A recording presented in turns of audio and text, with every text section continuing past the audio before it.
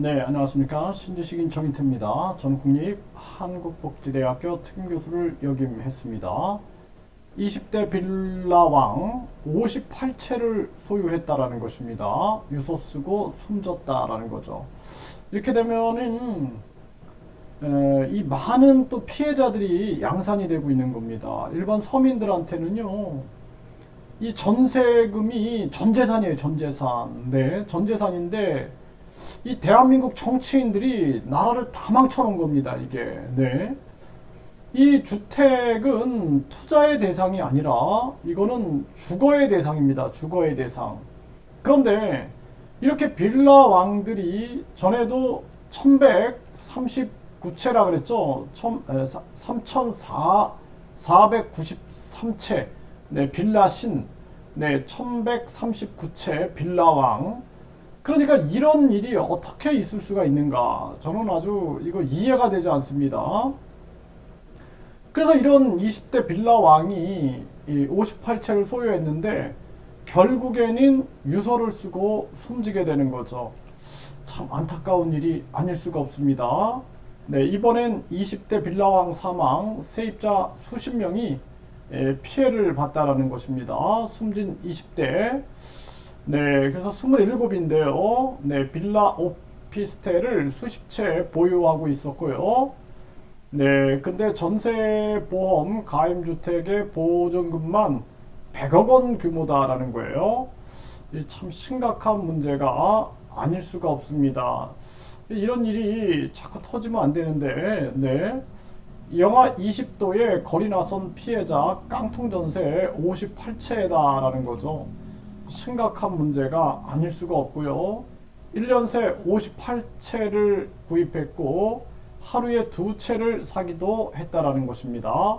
사망한 빌라왕이 또 있는 거죠. 이게 앞으로 굉장히 많은 이러한 일들이 터지겠다라는 생각을 하고요. 네, 빌라 전세 대규모 사기 왜 뿌리 뽑지 못하나. 네, 이 결국에는 이 법률이 이 부동산 투기를 부추긴 게 아니냐. 지금도 계속해서 뭐 다주택자 혜택을 준다 이런 식으로 하고 있는데 사실상 많은 국민들이 집을 살 수 있는 길을 열어줘야 됩니다. 그래서 이 지금 많은 우리 국민들이 저출산 고령화로 고통을 받고 있는데 국민들이 집을 살 수 있는 기회를 열어주는 그러한 정책이 필요한데 이렇게 급격한 금리 인상을 자행하면서 많은 사회적 부작용들이 나타나고 있는 그러한 상황입니다. 참 안타까운 일이 아닐 수가 없어요. 20대 집주인 이 빌라왕 사망.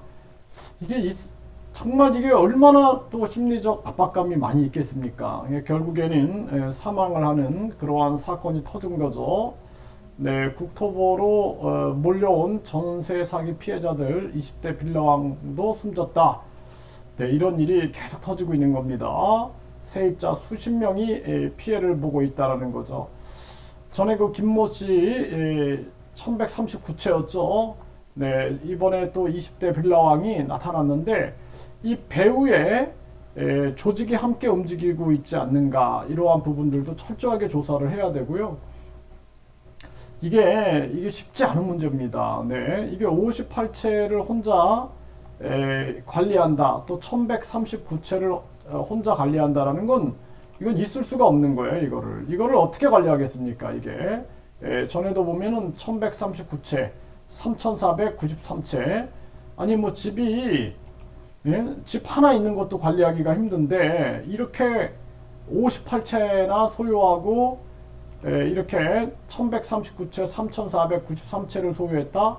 이거는 사실상 배후에 또는 이들을 바지 사장으로 세워놓고 조종했던 자들이 있는지 그러한 부분들을 철저하게 조사를 해야 한다. 저는 그렇게 생각을 하게 됩니다.